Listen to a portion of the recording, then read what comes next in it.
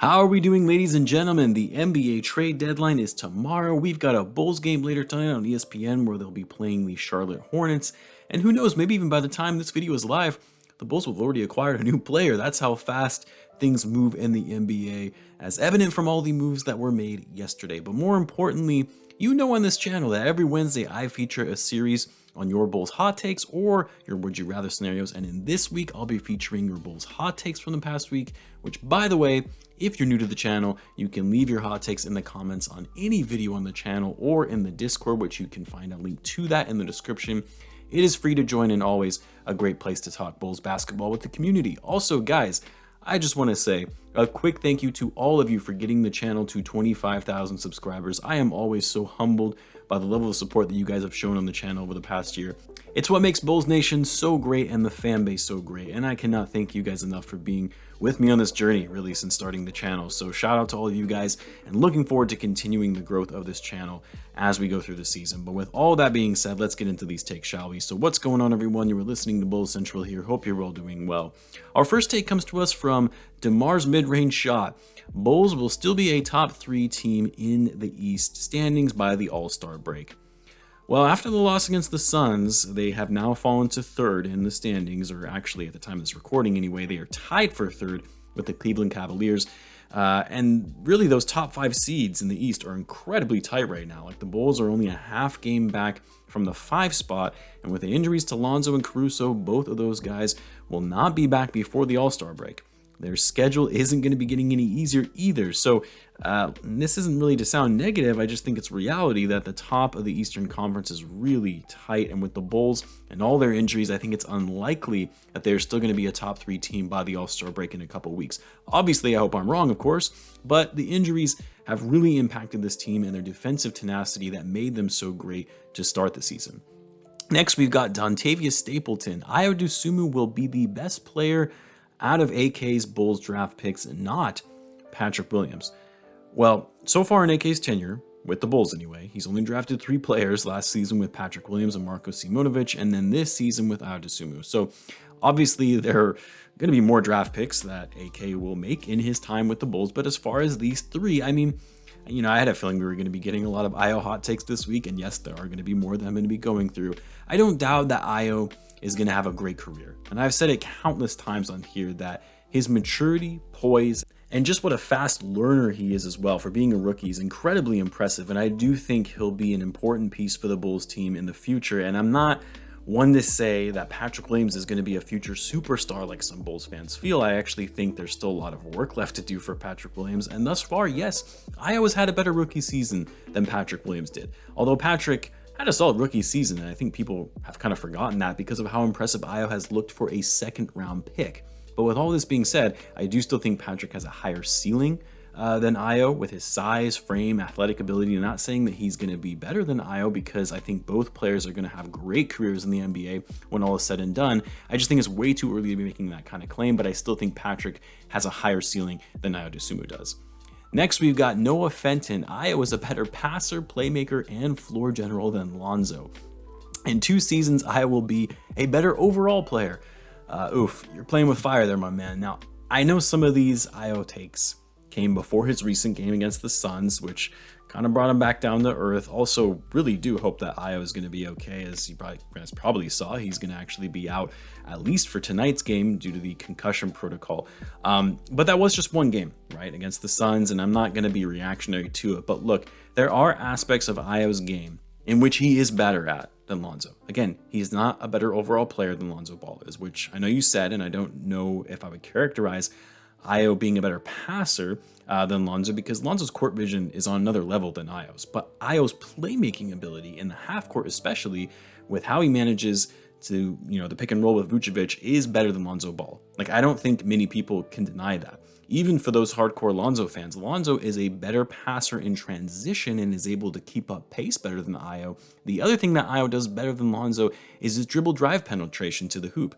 Like, Lonzo is a great outside shooter, but his ability to get to the basket is not as accomplished as Ayo's. And of course, both players are great defenders. I do think Lonzo's awareness and perimeter defense is better than Ayo's. And of course, Lonzo is a better overall scorer, which in part is because of his 3-point shooting. But look, Ayo being a better overall player than Lonzo in 2 years.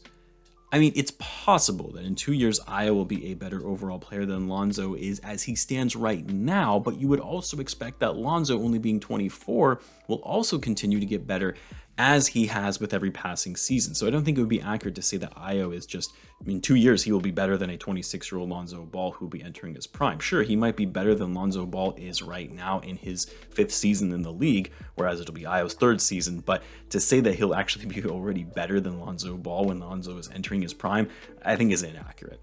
Next, we've got Joker Nikola for Porzingis, 5 years younger, 5 inches taller, plus a better defender. Anthony Edwards said he's the best rim protector he's faced in the NBA. Yeah, I'm not going to base my opinion of a player based on what Anthony Edwards says. Porzingis is an okay rim protector. There are plenty of better rim protectors in the league. No to this trade. Yes, Porzingis is actually having a decent season. He's on a max contract, though, that still has 2 years left on his deal after the season, whereas Vucevic only has 1. And more importantly, Kristaps Porzingis is just way too injury prone. I would much prefer to keep Vucevic, who is a better rebounder, a more efficient shooter, especially from 3, which is crazy that Vuce is still a better outside shooter than Porzingis, even though Vuce is shooting a career low from 3. And I'll take Vucevic's durability over Porzingis. I also wouldn't consider Porzingis to be that much of a better defender, like you mentioned. Vuce has actually been playing decent defense this season, and KP isn't really known for his defense aside from his shot blocking ability, which even that has declined in recent years since tearing his ACL. Next, we've got Sime Panda. Ayo makes Coby and Lonzo obsolete and makes them a nice trade package for 2022-23. Man, I know we're excited about Ayo, and he's definitely exceeded our expectations for being a 2nd-round pick. Don't get me wrong there, but he by no means makes Coby and Lonzo obsolete. Sure, maybe Coby to an extent, which we've talked about for a while now on the channel, that with Ayo's emergence, it puts the Bulls in a weird spot with effectively too many guards that are good enough, right, to get rotational minutes. Like right now, it isn't as noticeable because Lonzo and Caruso are out. But when both of them come back, it likely means that Coby will be seeing less run in terms of general minutes because Ayo has really stolen those minutes from him. But Ayo making Lonzo obsolete. No, because there are still a lot of great qualities about Lonzo Ball that Ayo doesn't possess quite yet anyway, which I discussed just a little bit ago. And right after signing Lonzo, you're not going to instantly turn him around and trade him just because of a half season of success that we have seen from a rookie in Ayo Dosunmu. Next, along similar lines, Isaiah Cooper. Ayo should remain the Bulls' starting point guard even when Ball comes back. So I'm not going to spend too much time on this because I more or less covered my points on why this doesn't make sense in the previous take. Yes, Ayo is better in certain skills more so than Lonzo, but Lonzo is the better overall player, and you're not going to favor a rookie over a guy that you just gave an $80 million contract to, unless you want to create frustration and drama in Lonzo's camp, which is bad for team chemistry, and team chemistry has been such a critical piece for this team that you really just don't want to mess up.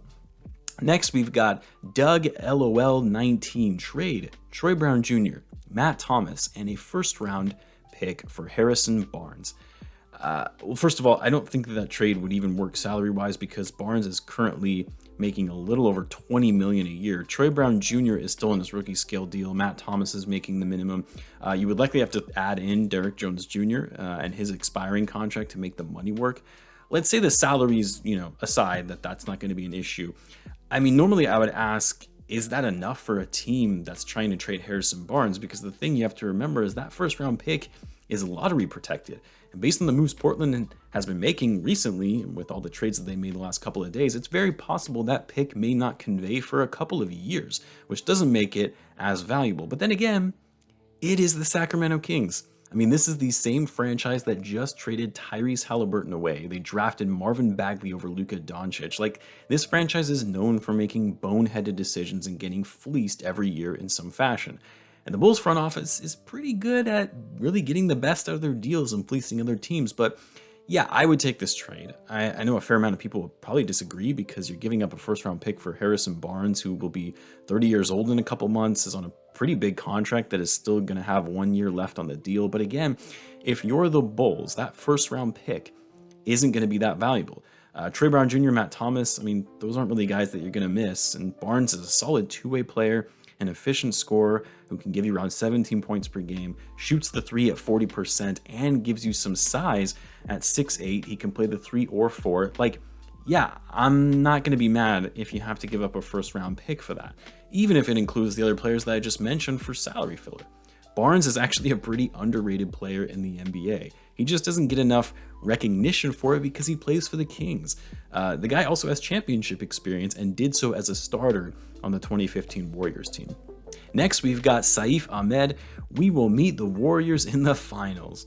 Well, first of all, I actually don't think the Warriors are going to make the finals. I know they've been having a pretty crazy run so far this season, but I think with their age, the mileage that the big three have under their belt, Clay coming back off of 2 major injuries, I think they're going to come up short of getting out of the West with how good the Suns have been, and the Warriors also just don't match up well against a team like the Grizzlies if they do happen to see them in the playoffs. And then for the Bulls, I mean, I've said it before, I just don't think the Bulls are quite there yet in making a title push this season. I think when fully healthy, they will make some noise and they'll have a solid playoff run. But getting beyond Giannis, Kevin Durant, and Embiid, even the Miami Heat, I do think that that's going to be more of a tall order. But anyway, guys, I'll end it there for this week. Appreciate all of you for leaving your takes. Keep your Twitter feeds refreshed. It's going to be a crazy 24 hours before the trade deadline. Let's see if the Bulls can make a move. I'll obviously keep you guys posted. And until then, as always, guys, be sure to subscribe if you're a Bulls fan, as I do post daily Bulls content. Thanks again for tuning in, guys, and I will catch you in the next one.